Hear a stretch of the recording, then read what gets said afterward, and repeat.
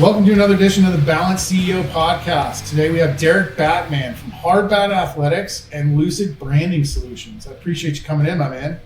Dude, I'm happy to be here. I'm glad we're finally jumping this off. We've been talking about it for quite some time. Yeah, we both have crazy schedules. And the summit, for those that don't know, we recorded a lot of episodes at the Two Brain Summit in Chicago. What we always forget, because it's once a year, so you're definitely rusty on your timelines when you start planning stuff. It can get hectic fast. You've got 1,000 gym owners and coaches in a room. You've got people you don't get to see all that often.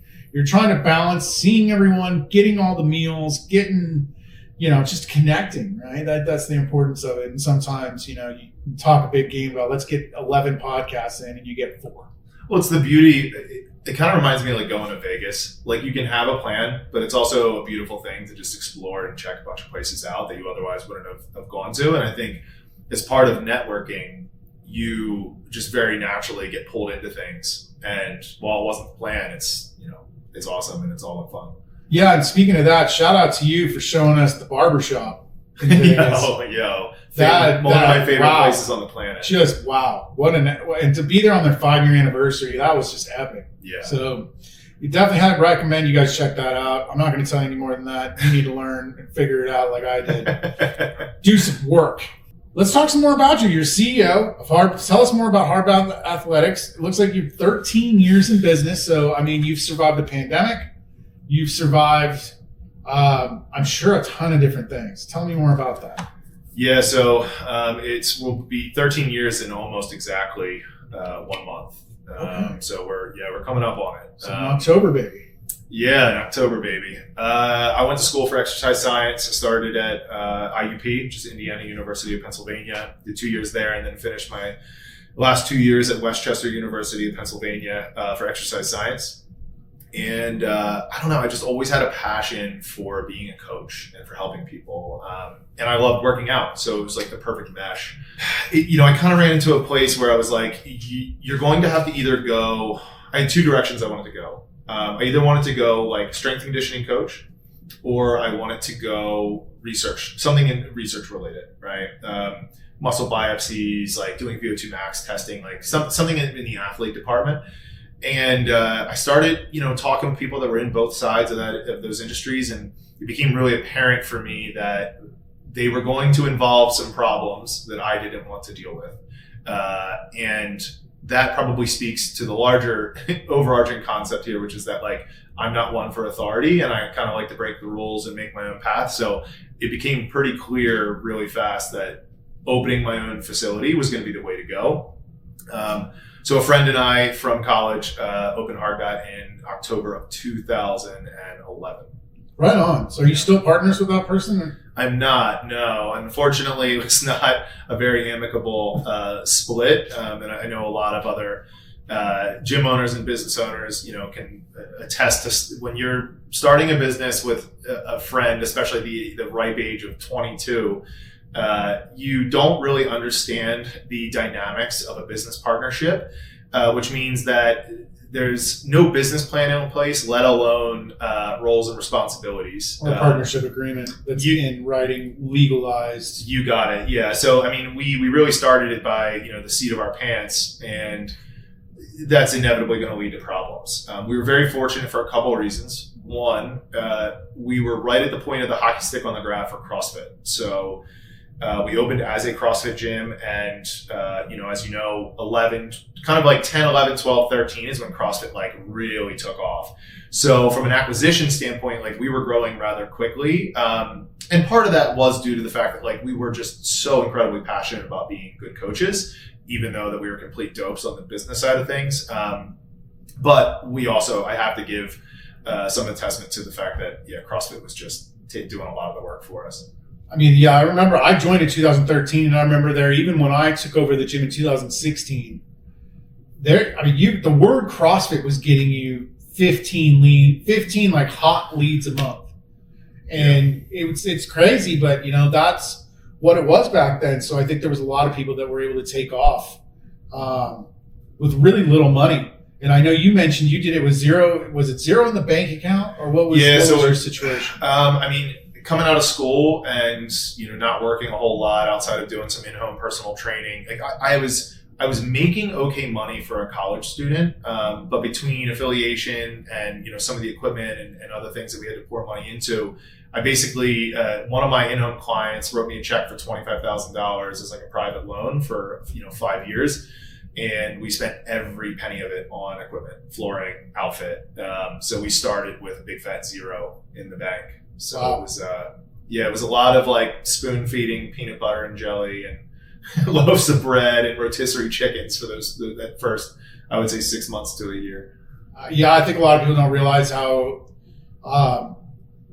much a business owner has to run lean, right? It doesn't magically happen. It could take years of running in that regard before things take off. For sure. And to that point, I'm so fortunate that I chose to do it when I was 22 years old, because you have nothing to lose, and that is your greatest advantage and leverage point at that age. Like, I didn't have money. I didn't have parents that had money that I could fall back on. So in one sense, failure was not an option, but in another sense, like, even if I failed, it's like, well, who cares? You know what I mean? Because I'm not losing that much. I honestly think more people need to live in that mindset until they're like 60. I think you can build, collapse, and rebuild 10 times over before the age of 60 before it really matters.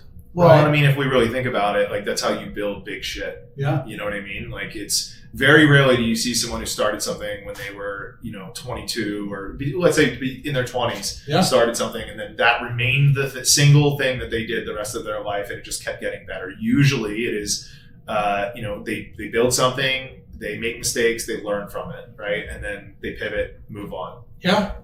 I think that's the crazy thing about business in general is, I want to make sure that people understand the people I bring on this are not like billionaires.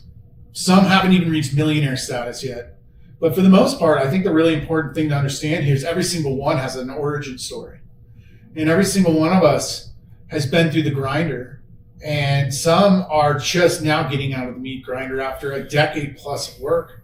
And the important thing here is understanding that what gets us out of the grinder isn't necessarily doing what we were doing 10 years ago. It's finding that balance point between family and your fitness, your own health, and your business, to where everything's working for you, you're not working for it. Yeah. I mean, I think one of the greatest privileges in life is starting from zero, right? Because there's a story Hermosi tells that I absolutely love, where he says, like, he played the lottery one time, and as they were rolling out the numbers, it dawned on him in that moment that if he were to actually win, it would ruin his entire life, because he would never be able to say, I started from nothing and made it. And I think that kind of encapsulates the privilege that you have as a starting out business owner, where you get the opportunity to really start from scratch. And to your point, about, what gets you here won't get you there. There's kind of a shedding of the skin, if you will, through different phases of your entrepreneurial journey. And they all happen at different times. I consider myself, I was an early bloomer from like an athletic, like I was 6'4" going into high school. But I feel like I was a late bloomer when it comes to just business development. It really wasn't until I was 8 or 9 years into owning my business where like I really started to get my shit together and take things seriously. Yeah, you remind me of my friend who had a 5 o'clock shadow at like 12 and could dunk one before we were even in high school. Yeah, he was like a werewolf by the time we were seniors. Yeah, it's got its upsides and downsides, man. But I mean, I'm sure it helped on the physical side, right? Because I know you did a lot of athletics and you continue to be involved, obviously, in the athletic field. I mean, you talk about you've coached at the national level in 3 different sports: MMA, powerlifting, and Olympic lifting. Yeah. How do you balance all that while running a successful athletic program, being a husband, now being a father to 2 daughters under the age of 2? Yeah. And running a successful marketing brand? Well, I mean, take this for what it is, because this is not true for everybody. This is just my story. But the truth of the matter is I was not successful when I was doing those things, because they are in large part passion projects. You got to have them though. You do, yeah. I mean, to coach any athlete to a national level in any sport requires a lot of sacrifice. And as I'm sure you're aware, athletes in sports, especially sports that are not mainstream, are broke, right? And they're doing it because they love it. So you're definitely not getting paid the way you should get paid as though you were coaching, an NFL athlete. Yeah. So, that happened years before all this other stuff kind of took flight. So I had the time and energy, and most importantly, the passion to want to coach athletes at a high level. I love that.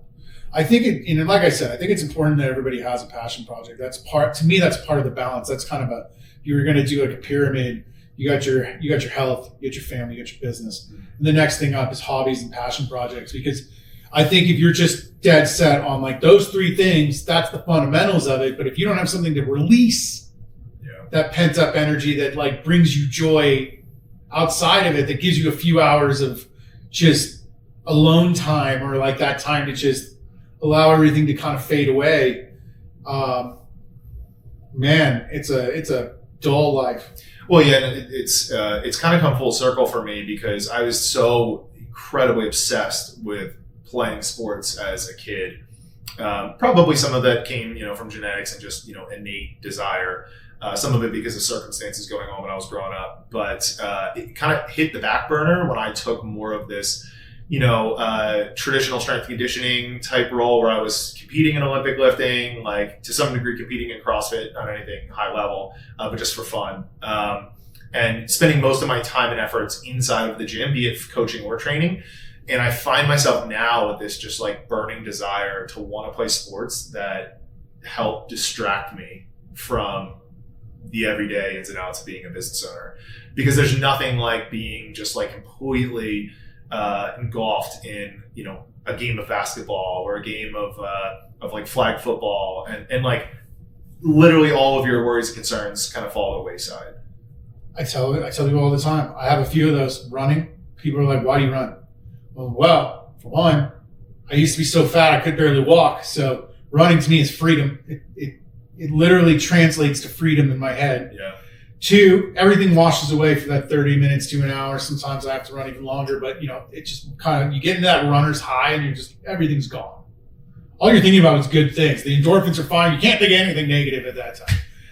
And slot machines. Like I love just sitting there and pressing buttons, and like my ADD just takes over and I don't have to think about anything. Yeah. And in regards to like what you were saying about running, what's funny is like I very often tell clients of ours that it is an imperative that they find a way that their fitness directly contributes to their quality of life outside of the gym, because you can only hold on to the goal of like, oh, I want to lean out, or I want to put on muscle, or like I want to get better at these particular lifts, or like I want to be the first person in my CrossFit class, or what have you. Those performance-based goals can only hold on so long if they are not backed by this sense of physical freedom outside. And purpose.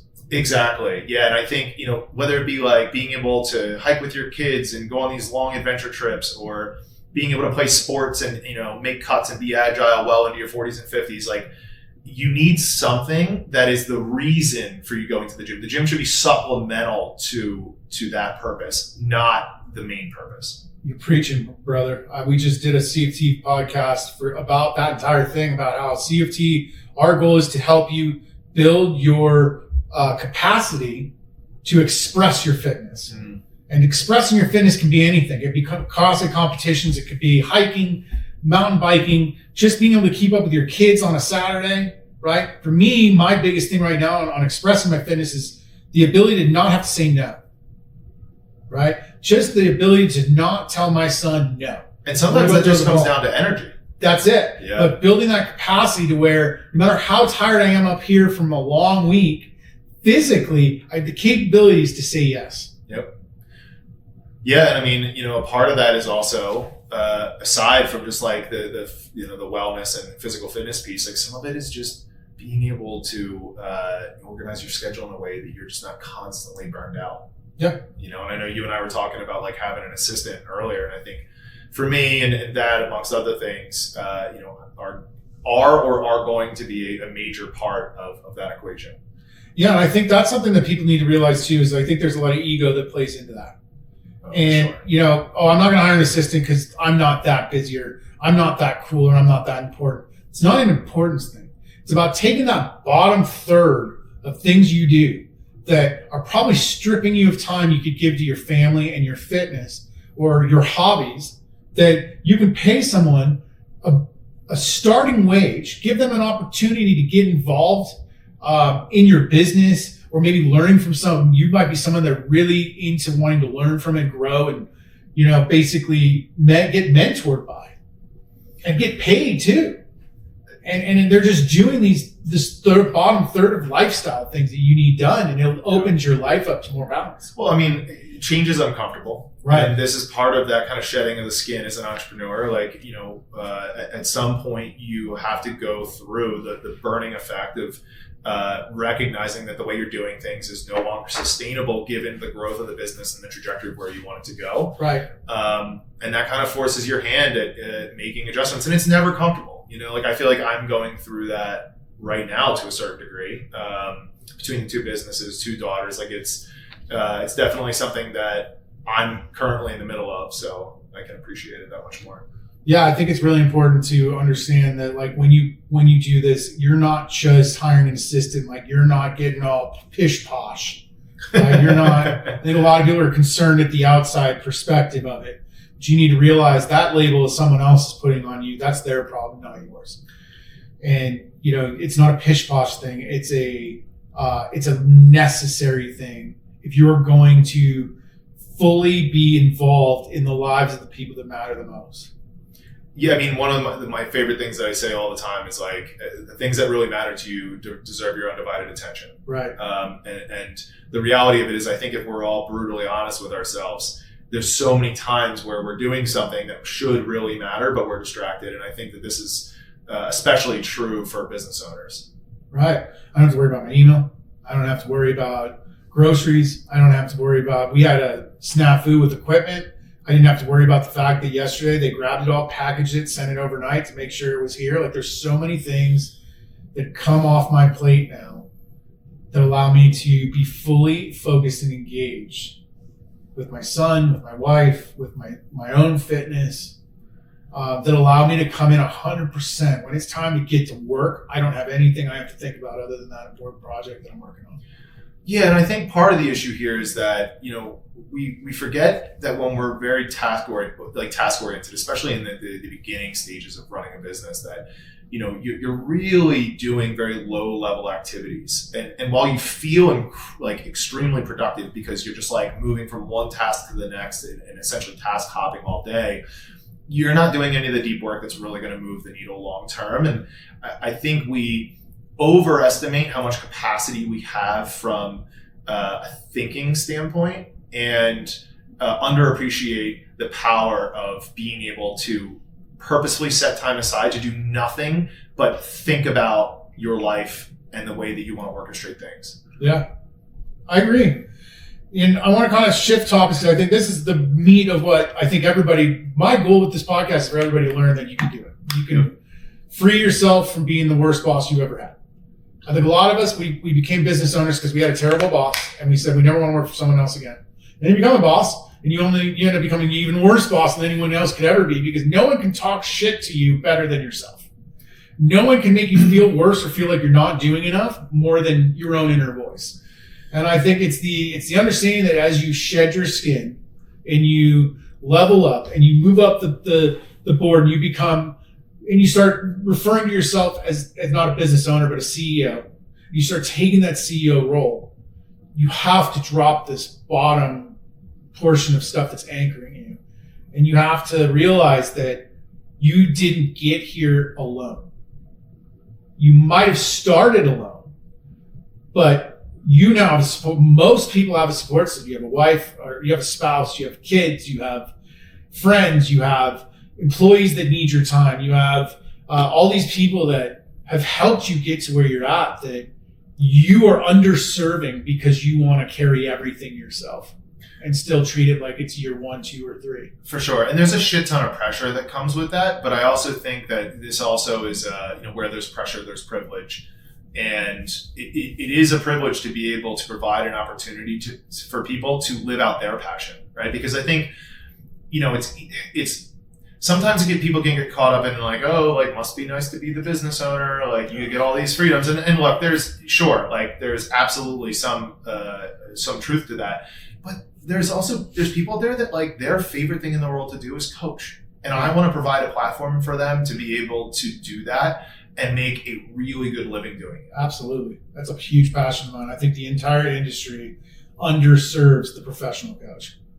For sure. I mean, it's exemplified by just the current status of the United States, and more importantly, the lack of incentivization around improving the health of our general population. But I think they're generally underpaid. They're generally looked at as a part-time. They're looked at, to me, most of this industry looks at coaches and trainers the same way you look at a grocery bagger or a cashier at a grocery store, right?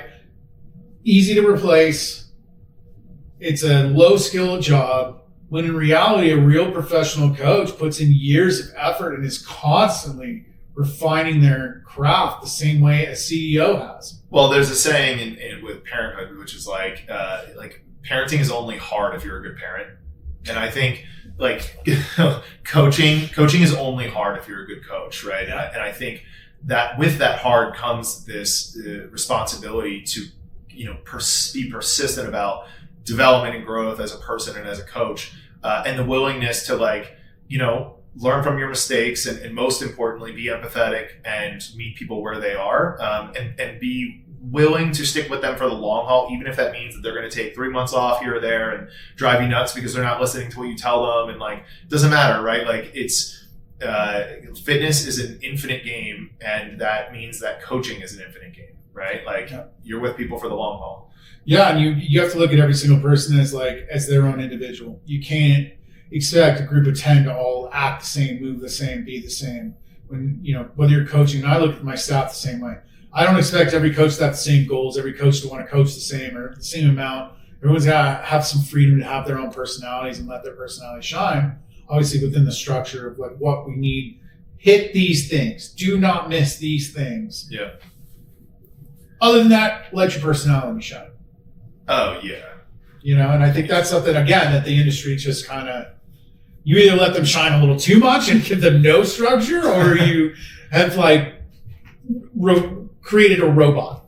Yeah, I mean, we don't need to go down this rabbit hole, but I do think to some degree that has been some of the downfall associated with CrossFit is that it has been a little bit too much, just like free roam, free reign, do what you feel like, both from the perspective of CrossFit headquarters having their affiliates and a lack of kind of instruction there and support there, but also some owners, right? Obviously not all, because you and I are part of a very kind of niche group. Well, it feels big to us, at these outings. We are still very niche, It's very much a fraternity. It's very much a fraternity, and I think we all, to get to this level, you have to operate as a professional. Yep. Oh, I agree.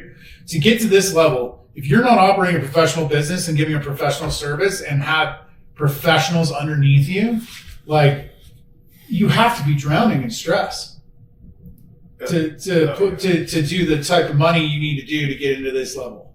Yeah, right. Well, you're gonna, you got to pick and choose your battles, right? It's you can run the Cool Kids Club that essentially runs as a hobby, but you're gonna be sweating rent every month. Yeah. Whereas you and I have had to learn a ton about people skills. Right. We've had to have really incredible hard conversations with ourselves included.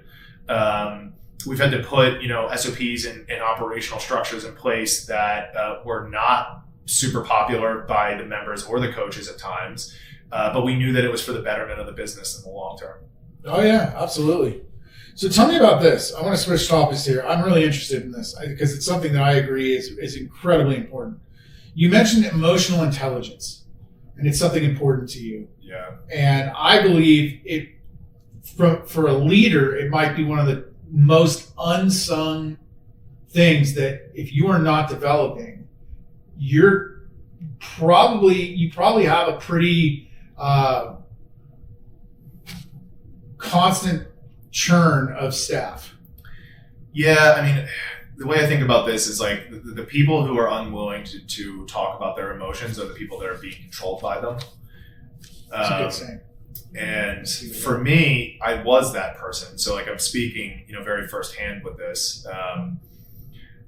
I think it was the acknowledgement that you can do all the X's and O's right, but if you can't, you can get to a point where you can make yourself and other people very rich, and you can be incredibly fucking miserable. And I think the reason for that is because you have trained yourself to basically continuously repress and push down emotions and not deal with things as you've kind of come up. And because of that, it has, you've created a life that you don't actually want because you haven't listened to yourself enough to know what you actually want. So you end up, you chase, it's kind of, there's a saying, it's like, even if you win the rat race, you're still a rat. So I think the inability and more importantly, unwillingness to kind of grapple with your emotional health and the ability to genuinely, like I'm reading a book right now, which is called Permission to Feel. It's an amazing book. Okay. And the premise of the book is more or less based in the title, which is like you need to give yourself permission to feel your emotions. That includes the uncomfortable ones. Okay, I like that. Man, that kind of so emotion. So it's for you. It's the importance of feeling and allowing those feelings to rise to the surface and actually be felt, because when you feel them, you can essentially release them rather than what most men have been taught to do, which is shove them down deep until it comes out in a volcanic explosion of just epic proportions. Well, I mean, the saying of like, keep it in Pandora's box. Like people will just like repress it. People go about their lives pretending as though those things that they put in Pandora's box aren't controlling their life. And I think that the heavier that box becomes, the more control it has over your life. And for me, it just came down to the willingness to both, it's not just when you hear like the term like uncomfortable emotion, like people think generally of like sadness, depression, fear, anxiety. But like, think about, okay, here's a good example. When people do something amazing in their lives, what do they typically do? They go and get wasted. What are you doing, right? You're suppressing emotion. People don't even know how to deal with joy, right? So it's like a lot of times people think about this from the perspective of just the negative emotion, but there's a lack of willingness to be okay with just sitting in positive emotion. It's uncomfortable for people. Think about getting a compliment. When's the last time somebody like was just genuinely pouring on compliments heavy to you? There's an awkwardness to it. Oh yeah, especially for someone like me. Yeah, I have a really difficult time. Right, and so for me, it's like it's being okay with that and like asking myself genuinely the question of like, well, why is that, right? Like, why do I feel that way when X occurs? And just I think living with a greater sense of curiosity around emotions has just done me so much good. And kids are like a mirror for your emotions in that the things that you used to be able to do, where you would get angry and then you would just, move along with throughout your day, it starts becoming very reflective back to you because you have this immediate urgent sense of like, I don't want to pass that on. So there's this like sense of urgency around this needs to change. So over the last 18 months, that has become just more and more the case. Yeah, I fully understand what you're saying. With a 6-year-old, you start noticing certain things that he says or doesn't say. Great example, he was watching Happy Gilmore and, the get in the hole, right? He loves that movie. Sitting there playing with a golf club and a ball, and apparently I say bitch a lot, and he yells at the ball and goes, get in the hole, bitch. And I'm just like, oh yeah, the sponge. We need to watch like the emotional outbursts of like, because he was saying innocuously in like a funny way between taking a movie and something dad says and just, that's what people say. Like that's like just normal, right? Yeah. And it's well, like, hey, at least he was using it in a kind of a humorous sense. Yeah, it was humorous. I had to do everything I could not to laugh because I had to make him realize you cannot say that. I'm the worst with that. Yeah. I'm the worst. Yeah. My wife just got up and left the room. She just left me there to deal with it because she was like bawling, laughing. But yeah, I mean, it's really important. Emotional intelligence isn't all things, because it also rubs off on staff, rubs off on everybody. If you're just in a cloudy mood all the time, no one wants to be around you. No one wants to come up to you and go, hey, there's a situation over here. They're not going to tell you. They're just going to let that situation go. There's nothing more admirable in a leader than being able to remain calm, throughout any instance, right? Whether it be like a huge challenge arises, or there's a surprise, or even in the case that someone does you wrong, like terribly wrong. The ability to remain calm both impacts your decision making, right? It allows you to make better decisions, but it also allows your staff to make better decisions, because your energy becomes addictive, right? Or it becomes like contagious, right? So if the leader's remaining calm, everyone's more likely to remain calm underneath of them. I've always believed that. I've always tried to be an open door, and I've always tried to maintain calm, even if it's the most outlandish situation where someone's just absolutely royally fucked up, and it is 100% their fault. I tried. You have to keep your emotions in check, because you don't ever want them to be afraid to come to you. Right. Now, I might go in another room and scream into a pillow as soon as they leave, but I'm not going to allow those emotions to bubble to the surface in the moment. Yeah, and I want to make sure I touch on something here. I'm speaking so much about allowing yourself to feel emotions, and what I'm not saying is in order to remain calm, you basically have to pretend like nothing is happening. I think that we have to separate the emotion from the reaction, right? And it's the ability you can feel an immense sense of anger and still not display it physically, right? And I think that being able to kind of remove the bridge there and allow yourself to be calm despite the fact that you are, enraged, is a skill worth developing. That is a huge skill. And I want to respect our podcast time, so we're going to cut this one, but we're going to do a part 2. So you'll see part 2 next week. Again, thanks for coming in, man. We're going to record another one here in 30 seconds. I love it. Let's do it. And we'll do another 30. But as always, guys, remember that balance is something that is achieved over time. It takes time, it takes dedication, and it takes practice. Your balance might be completely different than mine or Derek's or anyone else's. You need to find the balance that you need based on your life, and making sure that the business that you are in or your career is working for you, not the other way around. And as always, keep digging in.